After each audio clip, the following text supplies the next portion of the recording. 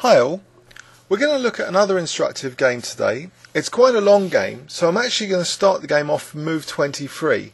White was Raul Capablanca and black was Savielly Tartakower. The central theme of this game I want to demonstrate is the power of the rook on the 7th rank. Black's last move was d5, so attacking the white queen. Capablanca now had this critical decision to make. Does he want this endgame position after c takes d5, e takes, and then taking on e8, where he will have rook and bishop versus rook and knight? So how did he make this decision that this endgame might be okay for him? One of the things he might have factored into this position already is that in the simplified position, after c takes d5, which he did play, e takes d5, queen takes e8, queen takes e8, rook takes e8, king takes e8. In this simplified position, the white rook is free to switch to the h1 square. However, another important consideration here is that black has counterplay potentially with rook f6 to c6. So if the rook can come to that c6 square, then this c3 pawn might be weak. So balancing out against that counter-attack, let's look at this h7 pivot square now. If the white rook can come to h1, then potentially h5 is useful. Capablanca in this position actually plays h5 because he's eyeing already this h7 and h8 entry points into the black position. Black dare not take that pawn, because if takes, then rook h1, and white's not only regaining the pawn, but this also will be a target which is very difficult to defend, especially with this stranded knight on the queen side at the moment. So black pursued his own plan now of rook f6 to c6, so it's defending that g6 pawn, and at the same time coming to attack Capablanca's poor c3 pawn. So Capablanca took on g6, and he's noted also that the black king, because of that earlier operation to exchange off queens and rooks, can't easily defend that h7 square. So we see now the power of rook h1 coming into h7. Now black played king f8. So one more move and king g8 is possible, and then the idea of the rook on the 7th is dispelled. But also maybe Tartakower is encouraging white to play rook h8 check. Let's see why rook h8 check is nowhere near as good as rook h7 as in the game. King g7 and say rook a8, trying materialistically to win a pawn. Black would just play rook c6, and according to Ribka, black is actually clearly better here. The c3 pawn's dropping off, and actually white has a miserable position here. More importantly, in this position, say rook takes a7, rook takes c3, bishop e2, the black king is free as a bird to come up the board, king f6, king f5, king e4 even. So let's contrast this to the game continuation. In the game continuation, Capablanca was in no way tempted for rook h8. He played instead rook h7, which is the central theme of the game. It's also a Nimzovitchian phrase and powerful strategy. So why did Nimzovich elevate it, this phrase rook on the 7th? Statistically, pawns are on their original squares, so they're statistically a good, easy source of attack. But also, as importantly as this, is the king is restricted. It can't come up the board. This laser beam is stopping the black king from becoming aggressive in the endgame. And kings can become aggressive in the endgame because there's less chance of them being mated. So if the black king is restricted, white's king, though, is free to come up the board in theory. So let's see how the game progressed now. So rook c6, and it seems as though black is defending and attacking not only his g6 pawn, but also his c7 pawn from that rook. So one implication of the rook is being neutralized here, this ability to mop up these pawns which are on their original squares. So has Capablanca underestimated his opponent? He played here now the move g4. So rook takes c3 is no good here because of bishop takes g6, and then white would have two connected passed pawns on the king side.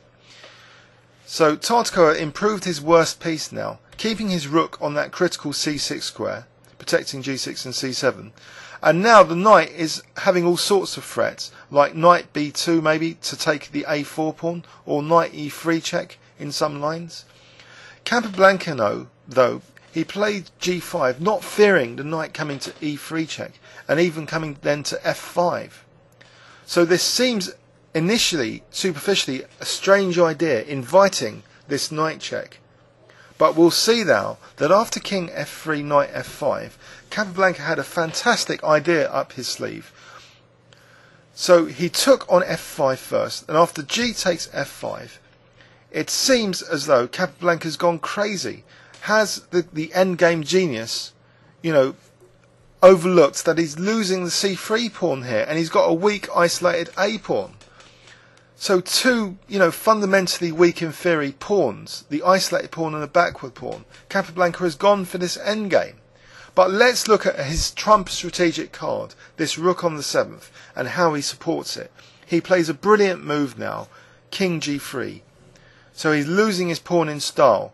After rook takes c3 check, he's gaining a move to play king h4 now.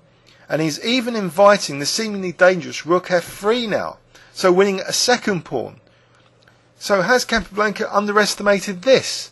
What is he doing here to counterbalance the loss of two pawns? He plays the strongest move on the board here, according to Rybka. Not king h5, with the idea of infiltrating like that, because he'll be blocking in his own pawn if the king came to g6. He plays actually g6 here. So vacating the g5 square for the king to come diagonally across to that critical f6 square. So after rook takes f4 check, king g5, we see now, although Capablanca's two whole pawns down, his king is coming very, very fast into the heart of the black position, coming to that excellent f6 square, where even threatening things like rook h8 mate.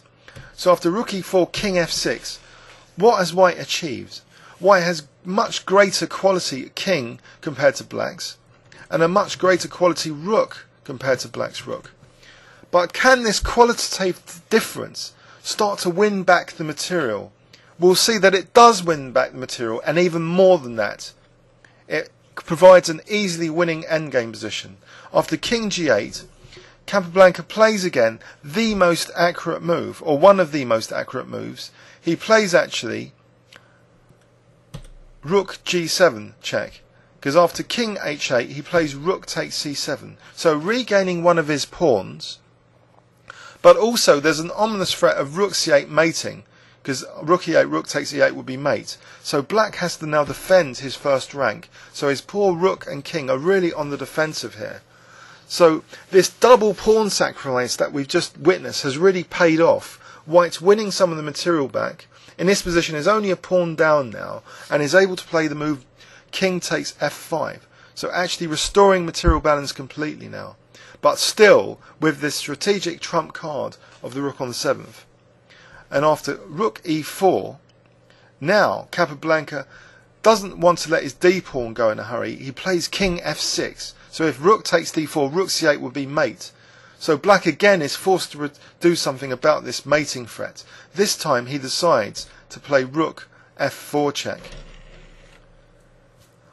Now Capablanca plays king e5. So we see now the d5 pawn is under fire. And the rook still remains this powerful laser beam, stopping the black king escaping. After rook g4, not king takes d5, but actually g7 check, holding on to the g pawn, because if rook takes g7, it's an easily won king and pawn ending. After takes, king takes, well, let's have a look. Rook takes, king takes d5, and this would be an easily won king and pawn ending. Black couldn't take that pawn on g7. Another defensive move is forced, and now after rook takes a7, white is finally material up. The triumph of strategy over material is that, material can be regained with advantage. So rook g1, king takes d5, and the rest is just technique. Capablanca's herding his d pawn, and after d6, black had had enough. Let's have a look in overview and summary. Again, let's go to the critical position. So c takes, e takes, and then we saw this rook and bishop versus rook and knight ending. which seemingly had significant prospects for black, especially with the black rook optimally placed to defend both the weaknesses and also attack the c3 pawn. But despite this seemingly optimal placement, Capablanca had this amazing trick of the double pawn sacrifice up his sleeve when he played g5, so inviting knight e3 and then inviting black to win the c3 pawn and even the f4 pawn with this amazing king g3.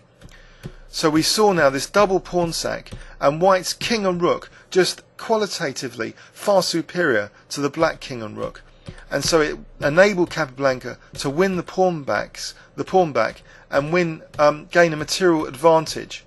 So the rest was just an easy technique, just this final little bridge on the c file so the king could come to c6, and then the d pawn was decisive. Thanks very much, and please leave any comments on YouTube.